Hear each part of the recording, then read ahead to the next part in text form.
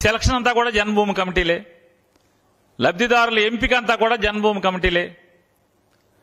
దొంగ రైతులు, పొలం నాది, ఆడెవడో అసలు ముక్కు ముఖం తెలియనోడు లబ్ధిదారుడు, నా నియోజకవర్గంలో ఇస్తా. వందల సంఖ్యలో మీ తెలుగుదేశం పార్టీ కార్యకర్తలకి రైతుకు సంబంధం లేకుండా, భూమికి సంబంధం లేకుండా మీరు లబ్ధిదారుగా ఎంపిక చేసినటువంటి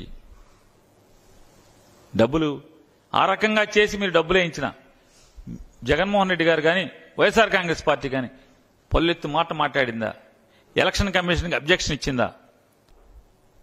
పసుపు కుంకం పేరుతో మీరు డబ్బులు వేస్తుంటే ఆ డబ్బులు వేసేటువంటి డబ్బులు ఆపండి అని మేమన్నా ఎలక్షన్ కమిషన్కి వెళ్ళిపోయినా ఆపామా?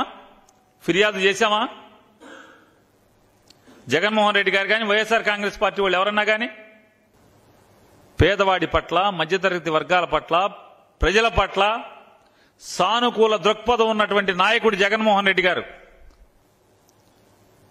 వాలంటీర్ ద్వారా చేయకూడదు అన్నారు. ఎన్నికల కమిషన్ దగ్గరికి వెళ్ళి పెద్ద పెద్ద ఉపన్యాసాలు ఇస్తున్నారు.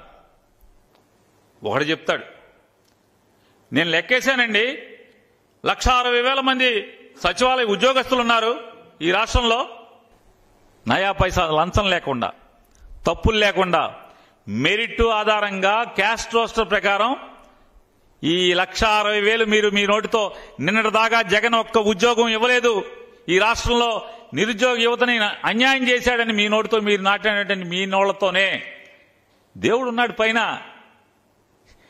జగన్మోహన్ రెడ్డి గారు చెప్తాడు కదా దేవుడు ఉన్నాడని.